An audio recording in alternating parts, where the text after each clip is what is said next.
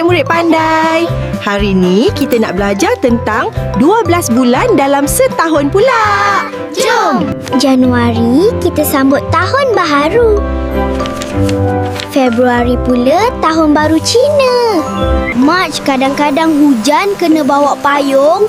Dan April pula panas terik kena pakai cermin mata hitam. Bulan Mei ada hari guru dan keamatan. Jun pula ada hari gawai. Julai dan Ogos bulan semangat kemerdekaan negara kita. Di bulan September ada pesta kuih bulan. Oktober kita kena belajar rajin-rajin. November dan Disember dah nak hujung tahun. Masa ni dah sejuk sikit.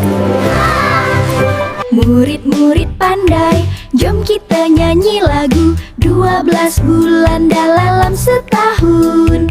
Januari, Februari, Mac dan April, Mei dan Jun, Julai, Ogos, September, Oktober, November dan Disember. 12 bulan setahun. Yeah! Yeah, yeah! Kami dah pandai 12 bulan dalam setahun. Satu pusingan bumi mengelilingi matahari inilah yang jadikan 1 tahun dan 12 bulan. Tahu tak, banyak lagi perayaan dalam setahun.